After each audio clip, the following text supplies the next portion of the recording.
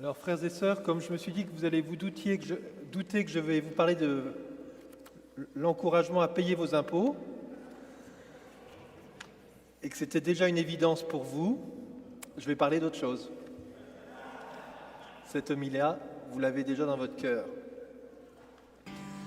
Jésus nous place aujourd'hui, est placé aujourd'hui entre ces pharisiens, ces scribes, qui veulent lui tendre un piège, et justement son rapport au monde. Et je voudrais qu'on regarde, en contemplant le Christ dans ses différentes relations, comment nous nous situons aussi au cœur du monde avec toutes ces relations. Rendez à César ce qui est à César et à Dieu ce qui est à Dieu. Et pour cela, j'aimerais qu'on s'attache surtout à la deuxième lecture. Dans la deuxième lecture, Paul commence sa lettre aux Thessaloniciens. C'est la première lettre qu'il écrit dans toutes ses lettres. Et ça commence par un éloge, et une reconnaissance et une signe de gratitude. Et j'aimerais qu'on puisse l'entendre pour nous tous ici. Et j'aimerais vous l'adresser aussi d'abord, même si chacun dit « Ah, il faut que je me convertisse », tout ça, c'est vrai, je ne vous l'enlève pas. Et en même temps, d'entendre ces points. Sans cesse, nous nous souvenons que votre foi est active, que votre charité se donne de la peine, que votre espérance tient bon. La parole de Dieu a été puissante dans votre communauté, l'Esprit Saint a agi. Et nous voulons rendre grâce à Dieu au sujet de vous tous. Voilà, frères et sœurs, recevons ces paroles pour nous-mêmes, accueillons-les, acceptons d'entendre cet éloge de Paul à notre égard, même si, encore une fois, il y a sûrement des choses à convertir. Rendons grâce à Dieu pour son œuvre au milieu de nous, son œuvre en nous, dans chacune de nos personnes, dans nos familles, dans nos communautés, dans notre paroisse ici, dans l'Église aussi de Québec. Et donc en partant de ce point, de contempler Jésus dans ses différentes relations. Et la première relation, elle s'exprime dans la première lecture avec cette expression que Cyrus, le roi païen, eh bien, il est dans la main de Dieu. Et chacun de nous, frères et sœurs, nous sommes dans la main de Dieu. Nous sommes dans la main du Seigneur. Et tous les hommes qui nous entourent sont aussi dans la main du Seigneur. Dans cet évangile, on a un lien entre Jésus, César, Jésus, les pharisiens qui lui tendent un piège, Jésus et les foules, les disciples, sa famille. Jésus est au milieu de toutes ces relations. Et dans toutes ces relations, chacune des personnes est dans la main de Dieu. Sa relation à César, ou sa relation à Cyrus dans la première lecture, c'est un texte étonnant, on pourrait dire, c'est pas juste que Dieu bénit un roi païen, c'est que dit, même la vie de ce roi païen est dans la main de Dieu. Et c'est important dans notre relation aux uns et aux autres, et notamment à ceux qui sont loin de Dieu. On peut des fois être dans une situation assez critique, mais est-ce que nous avons conscience qu'ils sont dans la main de Dieu ? Nous sommes aussi dans ce rapport à César. Rendez à César ce qui est à César. En méditant là-dessus, je me suis dit qu'on pouvait le voir positivement. Je voulais vous citer une parole que vous connaissez sûrement. La joie et les espoirs, les tristesses et les angoisses des hommes de ce temps, des pauvres surtout et de tous ceux qui souffrent, sont aussi la joie et les espoirs, les tristesses et les angoisses des disciples du Christ. Il n'est rien de vraiment humain qui ne trouve écho dans leur cœur. Nous nous situons, et Jésus se situe, avec tous ces Romains, tous ceux qui sont loin de la foi juive. Et si on regarde bien d'ailleurs dans l'Évangile, il a moins de difficultés avec les païens qu'avec ses frères juifs. Et en méditant un peu, on parlait ce matin au déjeuner avec les frères, le pape François aujourd'hui c'est un peu pareil. Il a moins de problèmes avec ceux qui ne sont pas chrétiens qu'avec ceux qui sont chrétiens. Et nous-mêmes, dans nos relations, vous voyez, souvent nos lieux de conflit sont-ils avec ceux qui sont loin ou ceux qui sont proches ? Nous sommes dans le monde. Certes, nous ne sommes pas du monde, mais nous sommes aussi dans le monde. Et donc, comme dit Gaudium et Spes dans ce texte qui débute la constitution sur l'Église dans le monde de ce temps, les joies et les espoirs des hommes, leurs tristesses, leurs angoisses. Ce sont aussi nos tristesses, nos angoisses, nos joies. Et nous portons ce souci des hommes. Et donc peut-être que nous avons à réfléchir comment nous sommes invités à rendre à César ce qui est à César. Comment nous sommes de ce monde et nous avons à rendre à ce monde aussi les trésors que nous avons reçus. Et je nous invite à réfléchir comment notre foi active, notre espérance qui tient bon et notre charité qui donne sa peine peut aussi se développer pour ce monde. Comment nous entrons dans cette charité? Dans notre relation à Dieu, notre foi est active. Nous croyons que Dieu est avec nous, qu'il chemine avec nous, nous sommes dans la main de Dieu. Dans notre relation aux hommes, que notre charité se fasse inventive, se donne de la peine.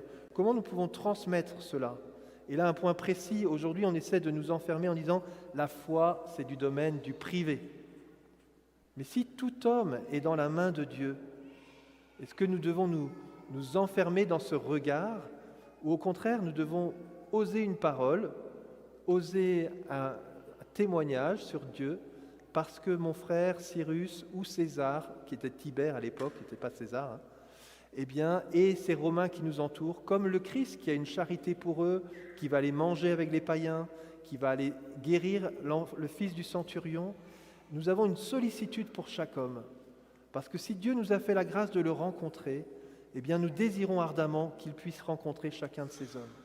Et donc, très concrètement, les enfants dans l'école, les parents au travail, votre voisinage dans le quartier, ceux que vous croisez dans la rue, comment d'abord entrer dans une compassion? Seigneur, mais cette personne-là, elle ne te connaît pas.